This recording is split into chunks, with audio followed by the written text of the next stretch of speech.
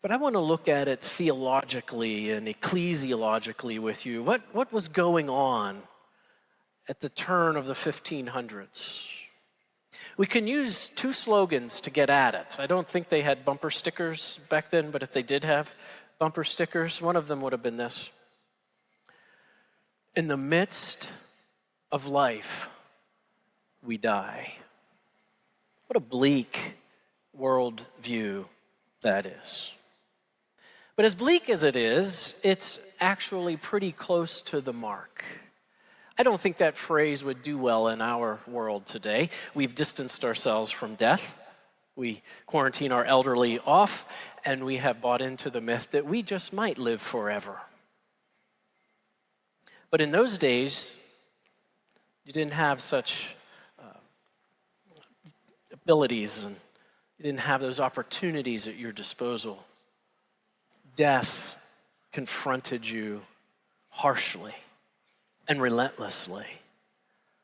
And so it worked its way into the liturgy, and even up until recently was in the Book of Common Prayer. This saying, in the midst of life, we die. So one way to get at this world into which Luther was born, where is he coming from? He's coming from a point of death. And that death was there because it was a place of darkness. We're going to hear about John Calvin soon. And that great motto of Calvin's Geneva, it's all over the city if you get an opportunity to visit there: post tenebras lux, after darkness light. But let's flip it around. Pre lux tenebras. The time of the 1500s was a time of darkness.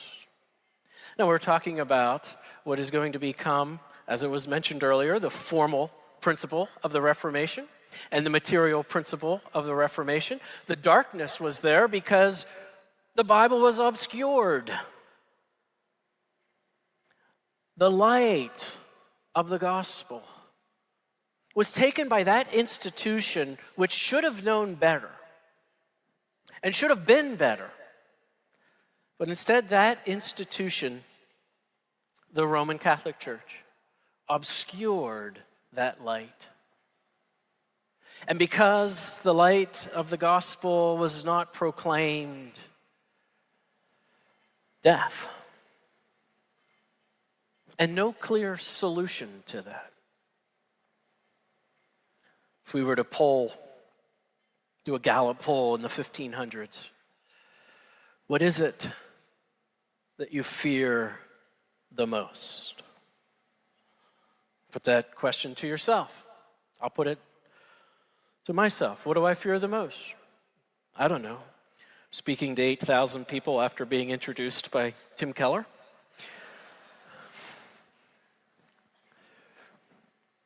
Death. Fear of death. This is where Luther is coming from. And no one knew the harsh realities of the beginning of the 16th century more than Martin Luther. This was not some abstract historical description for him. It was the reality that death was right in front of him and there was no solution. There were pretended solutions. We go back to Luther's home. What is at the center of his home? There's a shrine to St. Anne. Tradition has her to be the mother of Mary. We don't know what Mary's mother's name, but that didn't stop the medieval church from giving an answer. And so here's St. Anne. And she becomes the saint of minors, this profession of Luther's father. And so being a good medieval Catholic family, they would have had a shrine to St. Anne. This is Luther. He's caught in the thunderstorm in June of 1505. He's a law student. He's completed his bachelor's degree. He's completed his master's degree. He's about to become a lawyer. And he travels home after completing that spring's course of study, and it's end of June, and a thunderstorm breaks out. And normally we look at Luther as a genius, but in this case, a storm breaks out, and he goes and finds a tree on a little hillside and goes up under the tree. And there's a rock. And he throws his arms around that rock. And what's his impulse? Help me, Saint Anne. How revealing that impulse is. Doesn't even think to say, help me, God, or help me, Christ. Oh, the distance between Luther and God. And in between were all these mediators, but let's think this through. St. Anne lived and died. And this is who we trust in. These were props. These were props. And, most of Luther's contemporaries were content to live with the props. But not Luther.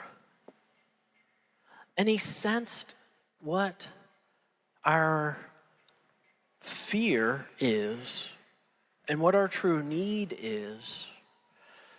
But because of this darkness, there was no solution in sight.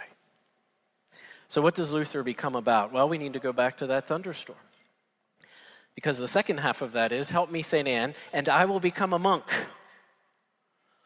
And so he does. As Roland Bainton, the famous biographer of Luther, says, God kept his promise, and so Luther kept his. Survives the thunderstorm, enters the monastery. And it's sort of like taking one step forward and two steps back. Because now he's confronted every day with his sin. When he was a law student, he could avoid it. He literally did. The path from his bedroom to his classroom took him past this place of the church, the cathedral there of the university town, where there was a symbol of Christ with a sword protruding from his mouth, carved into the side of the church. And young Martin, as a law student, didn't even want to walk under that for fear that it would almost come into reality, as if Christ were ready to pull that sword and go right after Luther himself. So he would get up early and take a longer path so he could avoid that statue. But now he's in the monastery and he can't avoid this at all. His confessor doesn't know what to do with him. Luther spends hours in the confessional, leaves the confessional, only to turn right around and come back in because he had yet another sin. At one point later in his life, Luther's going to say, if ever a monk got to heaven by monkery, I was the monk. Can you see him? 1505, 1506, 1507, 1508, 1509, white knuckling his way somehow to God. Finally, his confessor sends him to Rome in 1510. Luther climbs the famous Sancta Scala, the holy stairs. These are the steps leading up to Pontius Pilate. Constantine had them removed from Jerusalem and brought to Rome as a gift to his mother, very pious woman. And so there are the pilgrims on their knees. They're still there in Rome, and you can still see them today. Not see the stairs, see the pilgrims on their knees, up and down, taking years off of purgatory. Luther gets to the top and famously is said to have uttered, "Who knows if this is true?" Utterly disillusioned by his church and defeated and ready to surrender. He returns from his pilgrimage to Rome. Staupitz sends him off to seminary. We'll distract him in his spiritual life by having him go study theology. That was a joke. That was a total joke, and I hope you all got that. And he racks up now his theology degrees. But here again, it's another one step forward, two steps back, because he has to read Peter Lombard's sentences and master that to become a scholar. And he reads Lombard, and Lombard quotes Augustine. And he goes back and he reads Augustine, and he finds it's worse. My problem is not sins. See, by the time we get to the Middle Ages, very simply, they quantified sin. And therefore, they quantified righteousness. And so you have demerits and merits. And it's okay if you don't have enough merits, because there are people who have more merits than they need, and they're called saints. And those merits are gathered in a treasury up in heaven. They're called works of supererogation, works above and beyond. They are in the treasury in heaven. And the Pope holds the keys. And through the sacraments governed by the church, you can tap into that merit. And then you have purgatory to expunge of the remaining demerits. Everything's quantified. But here's Luther. What does he find? He finds this Latin word, radix. Not like radical, more like radish.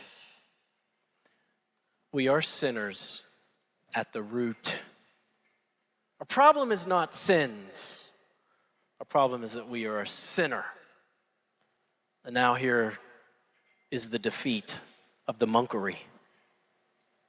No amount of white knuckling will ever overcome that you are a sinner at the root. And a holy God can only judge you. And so what does Luther say? I hate this righteous God. But he's reading in the right places. And his reading of Augustine takes him to Paul. And he starts lecturing on some biblical books. He's lecturing on Psalms. And he's lecturing on Galatians. And he's lecturing on Romans.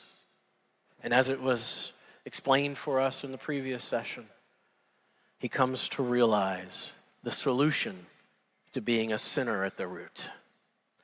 The righteousness that God demands of me is not something I produce.